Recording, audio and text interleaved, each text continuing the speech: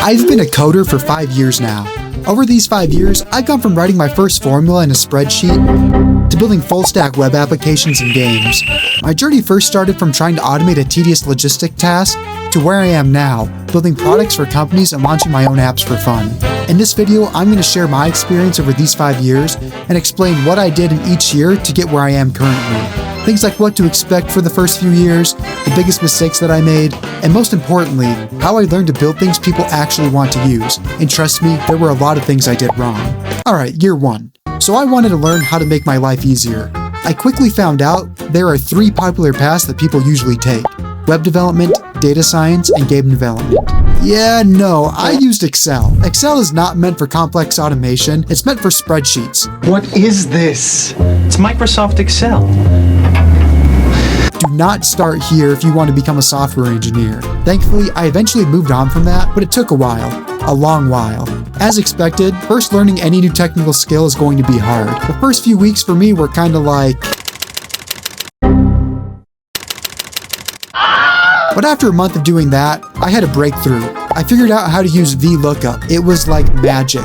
You type in a weird little sentence, and it just does the work for you. The things I built, they weren't the greatest, but I thought they were cool. But I really did enjoy making those spreadsheets. Because of that, I was motivated to make more and more automated sheets, even if they look like that. And if you're new to coding, don't expect your first project to be a viral app. We all know that dumb overused phrase, hello world, but it's true. Don't be discouraged if your first program just looks very simple. It takes time to be good at this, and if you expect to make the next Facebook the first time you lay your hands on a keyboard, you got some serious problems there, buddy. And that's just pretty much how my first year went. Just a lot of, oh, that's pretty cool, until I got the basics down. More importantly, I understood that coding can be a way to solve problems. Second year. After learning that I could make a computer do my bidding, I wanted to learn more. I was in college for marketing and took a couple of classes that used code. The first was a stats class where we used a language called R. I had zero clue what I was doing. The professor would give us code to copy and paste just to find the mean of some numbers. You know, some stuff in my TI-84 calculator could do, but seeing it run in a real programming environment, it felt powerful. But this was a huge mistake, even worse than thinking Excel was a peak technology. It was code for the sake of code, and that's not the point. And you'll know why this was a terrible mistake in a minute. But first, I want to explain what happened next. I took a market research class from a professor who completely changed my life. He didn't teach us how to write a for loop from scratch. He taught us that with a few lines of code, you could look at data and say, with statistical confidence, that this is a predictor of that. We did this project where we analyzed thousands of Amazon reviews. The hypothesis was that the reviews with more sharp letters, like V, A, and W, would be more negative than reviews with round letters, like O and U. The idea is that sharp letters subconsciously feel more aggressive. I was skeptical, but we ran the analysis, and it was true. The data showed that using more sharp letters was a statistically significant predictor of a lower star rating. My mind was blown. This completely got me. I was hooked. I started doing my own silly projects. I did what's called p-value hacking. I asked all of my friends an incredibly invasive question about their salary, and an even more invasive question about which way they put the toilet paper roll on the holder. It wasn't scientific at all, but I ran a t-test to see if the toilet paper orientation could predict the income. It couldn't. But after that, I finally understood the most important lesson of year 2, find the vision. Don't just learn the syntax, learn what you can do with the code. Year 3. This year happened to be my biggest year when it comes to my progression. Still at this time, I wasn't sure what I wanted to do. I just loved seeing what data could do, so I enrolled in a master's degree for data science. This is where I was introduced to Python, and it was like moving from a flip phone to a smartphone. You could do anything, but this year wasn't sexy. I wasn't building cool apps. I had to go back and learn all the fundamentals that I had skipped in my journey thus far. I had to learn about object-oriented programming, data structures, and algorithms. I worked with these old, boring data sets about predicting house prices, and I'm serious when I tell you that most of these data sets were from like the 1970s. The only thing the assignment said was, build a linear regression model, which wasn't the most engaging, but it helped me learn the fundamentals. I was kinda getting bored, so for one of my classes, I decided to build an AI that could play a Flappy Bird. I used DeepQ learning in a library called Pygame, and the first few thousand attempts were a disaster, but after running overnight, it became a god. It learned how to play perfectly and never lost. At this exact moment, started the biggest jump in my career. Year 4.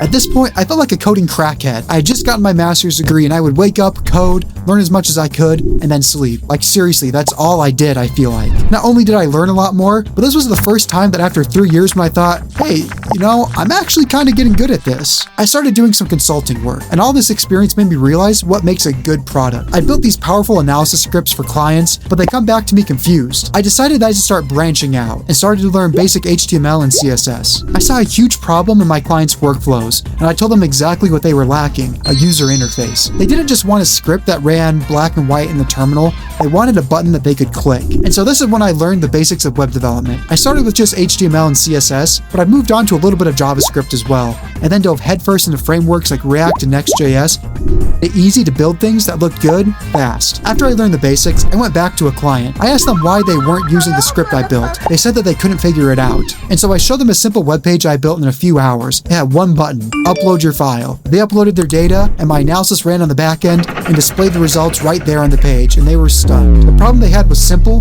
they couldn't use my tool. Not only did I have the knowledge, but I was able to apply what I had said into a real product. The next day, they signed a new contract. This was just the beginning of the year, so I spent the rest of the year getting better and building simple front ends for my data projects. Now, this is a really important part if you want to become a developer. Although I did have a portfolio of data projects, this wasn't the reason why I got more work. I felt that the reason why my clients wanted me was because I was better at solving problems, especially with software. There's always something that can be better. Problems with user experience, confusing interfaces, slow processes. I was able to tell my clients what they were doing wrong in their workflow. This shocked a lot of people, and sometimes I would get hired immediately. Year 5. Year 5 is where it all comes together. At this point, I wasn't just a data scientist or a web dev. I was a builder. I was a problem solver. I was combining data science, front-end, and back-end development. I learned how to use a database like PostgreSQL, Supabase, Firebase, and how to deploy everything on Vercel. I was always open to feedback on my projects, from small tweaks to things I wanted to change to big fundamental changes. Along with this, I started building a lot of passion projects solving problems that I had in my life. For example, I built an AI therapist that I could talk to on my long runs to help pass the time. I would talk about my childhood trauma, things going on in my life. It would help me process and synthesize those things for me while I was running. I made an app called Repent Daily